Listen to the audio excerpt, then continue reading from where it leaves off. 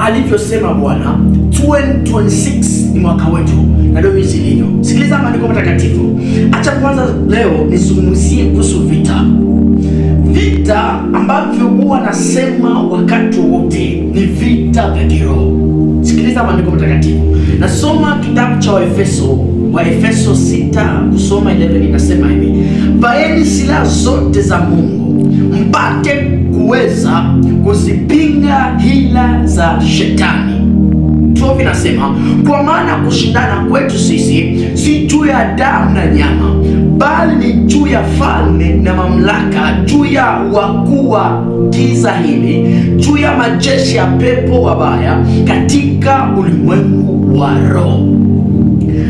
Maandiko matakatifu hapa kwenye kitabu cha Waefeso 6 kusoma 11 hadi 12 inasema kwamba vita vyetu sisi si vita vya damu na nyama, bali vita vyetu sisi ni vita vya ulimwengu wa roho.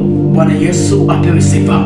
Vita vyetu sisi, shida ambayo unapitia, matatizo unayopitia, vitu ambavyo uko nako kwenye ulimwengu wa mwili, ni vitu ambavyo viko naanza katika ulimwengu wa roho. Vitu ambavyo vinaanza katika ulimwengu wa roho, nipo sasa vinatoka vinaonekana katika ulimwengu wa mwili. Nisikilize ndugu yangu, mwaka ambao tuko nao 2026, Baba alisema nasi kwamba itakuwa ni mwaka wetu wa uamsho, itakuwa ni mwaka wetu wa kutawala. Na kama ni mwaka wetu wa kutawala, ujue kama tuko katika vita na shetani. Na hii vita ambayo tuko nayo, adui hapendi kuona sisi tunaendelea.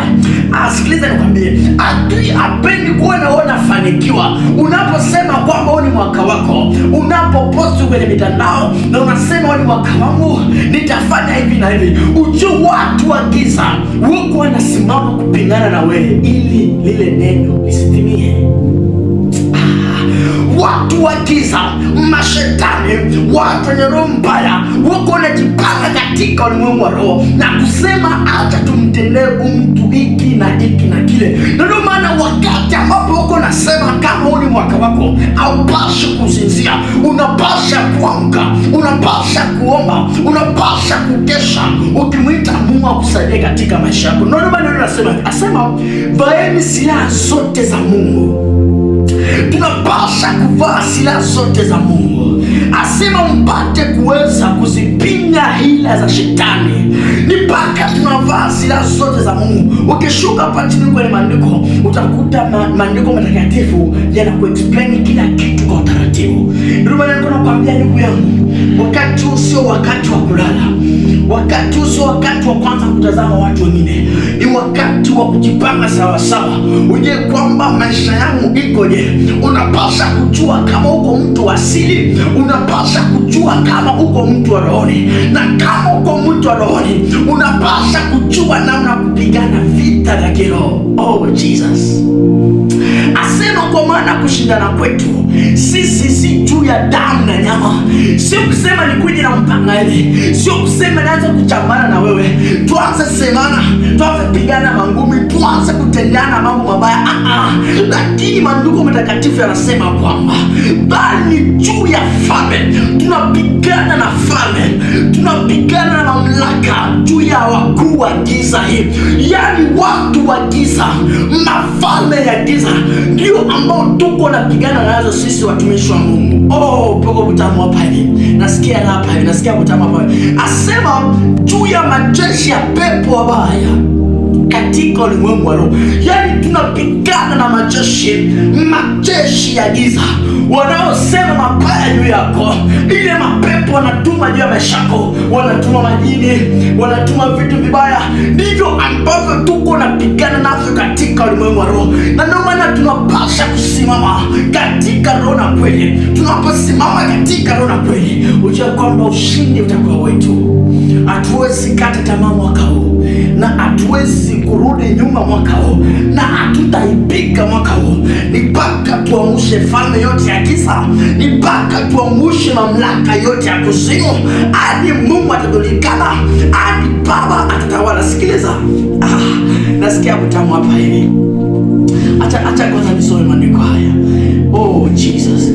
Mathayo 18 kusoma 18, Maandiko Matakatifu yanasema kwamba, asema amini nawaambieni, yoyote mtakayofunga duniani yatakuwa yamefungwa mbinguni, na yoyote mtakayofungua duniani yatakuwa yamefunguliwa mbinguni. Bado sijasikia hapa, msikilize. Inasema hivi, amini nawaambieni, yoyote mtakayofunga duniani yatakuwa yamefungwa mbinguni, na yoyote mtakayofungua duniani yatakuwa yamefunguliwa mbinguni. Hapo Maandiko Matakatifu anasema vizuri. Huyu Bwana anasema kitu kizuri sana ambacho nakipenda katika maisha yangu. Asema chochote ambacho mtafunga duniani na mbingu kitafungwa. Chochote ambacho mtafungua duniani na mbingu kitafunguliwa.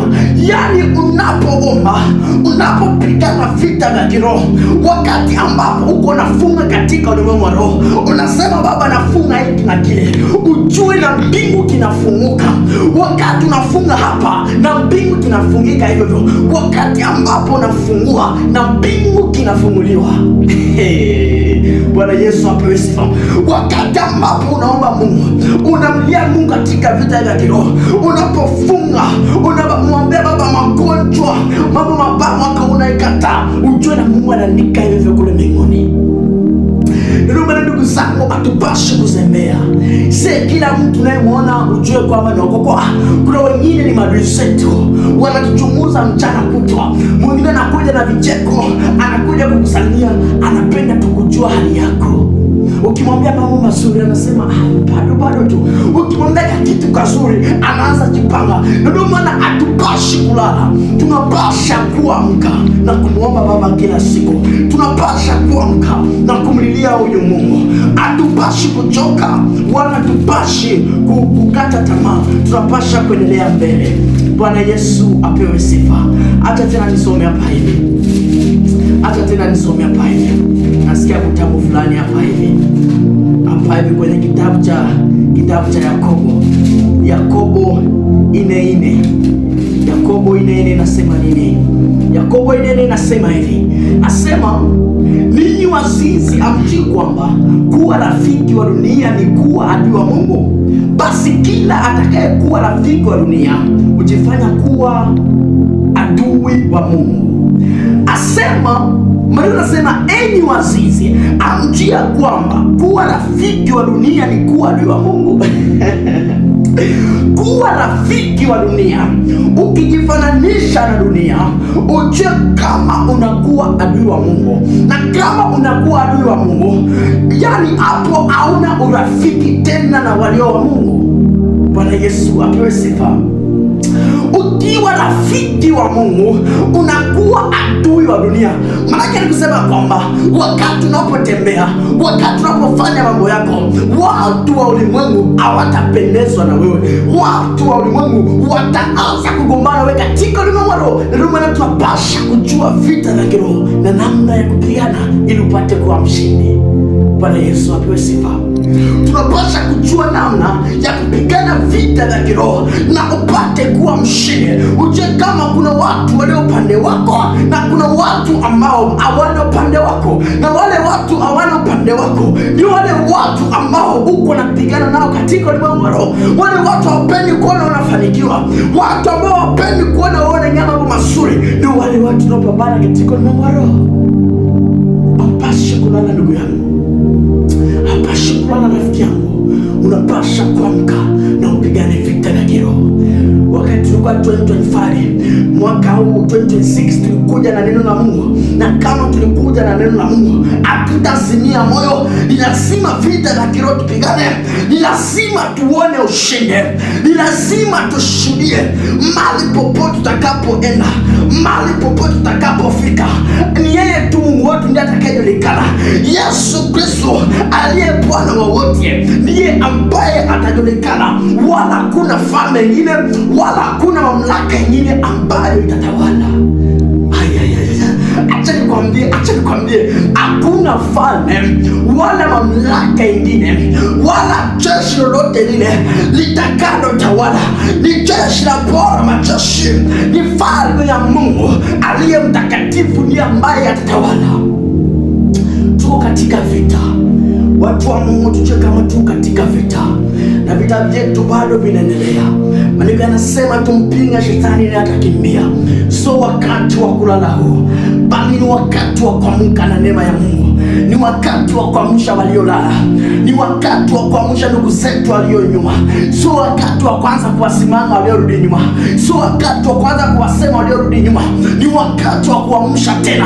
Ni wakati wa kuwaita tena na kuambia ndugu zangu, tuendelee katika imani. Tuendelee katika vita hadi tufike mwisho salama, alivyosema Paulo. Bwana Yesu apewe sifa. Vita vya kiroho tunaendelea. Na kama vita vya kiroho tunaendelea, ujipe moyo, usimame. Mungu wangu, nasikia utamu. Nasikia utamu sana. Ninavyosikia utamu na ndivyo maandiko yanavyokuja. Bwana Yesu apewe sifa. Ninavyosikia utamu na ndio jinsi maandiko yanavyokuja. Hata tena tusome hapa hivi. Kitabu cha Yoshua 1 tuanze pangapi hapa? Acha nisome hapa 6 inasema hivi. Uwe hodari na moyo wa ushujaa, maana ni wewe utakayewaridhisha watu hawa nchi niliyowapia baba zao ya kwamba nitawapa. Uwe hodari tu na ushujaa mwingi, uangalie kutenda sawa sawa na sheria yote aliyokuamuru Musa mtumishi wangu. Usiache kwenda mkono wa kuume au wa kushoto, upate kufanikiwa sana kila uendako. Huyo anayezungumza hapa ni Mungu. Anamwambia Yoshua. Ilifika mahali ambapo Musa, Mungu alimwambia ya kwako umefikia hapa. Sasa hapo Mungu alichagua mtu mwingine atakayefikisha wana wa Israeli ambapo Mungu aliwaahidi kwamba atawapa nchi. Sasa Yoshua ndiye ambaye alitokea akaendelesha katika safari. Acha nikwambie, katika safari ya kwenda mbinguni kuna watu ambao wako nakuja wakati wanakuja, na kuna watu ambao wako wanaondoka. Lakini acha nikwambie siri moja, wakati muda wako unafika, niwe sasa ya kusimama na kuyafanya ndio mapenzi ya Mungu kwa wakati wako. Maana itafika wakati hautakuwa na nguvu, lakini kwa sababu kingana nguvu, uwe hodari katika imani, uwe shujaa katika imani, usimame kwa jina la Bwana, usimame kwa jina la Yesu Kristo, wala usivunjike moyo, wala usikate tamaa. Mungu ana mipango na wewe. Wewe ndiye ambaye utakomboa familia yako, wewe ndiye ambaye utasaidia familia yako, wewe ndiye ambaye utaokoa nchi, wewe ndiye utakomboa marafiki zako. Wewe ukilala ujue kwamba habari zao zinakwisha. Bwana Yesu apewe sifa. Wewe ukilala ujue kwamba wanawanasa. Inabidi usimame, na kusimama ni kusimama kwa jina la Yesu. Unaposimama kwa jina la Yesu Kristo katika roho na kweli, ndipo Bwana atakutumia sasa katika watu wengine. Ndipo Bwana atakutumikisha sasa. Ndipo watu wengine watauona mkono Bwana. Ndio maana siku zote wanasema kwamba ni lazima Buffalo, ni lazima Mungu ajulikane. Buffalo ina mali pengine, ni lazima ile nuru ya Kristo ionekane, na ile nuru ya Kristo yang'ase.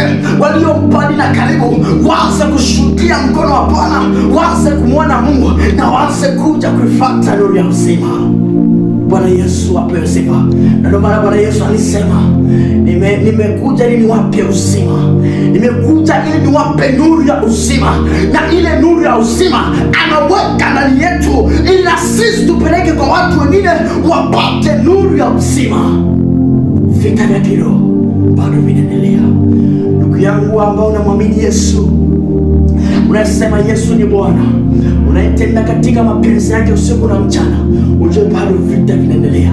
Na kama vita vinaendelea, simama imara, usivunjike moyo, usikate tamaa, simama imara na Mungu atakuwa nawe kwa jina la Yesu.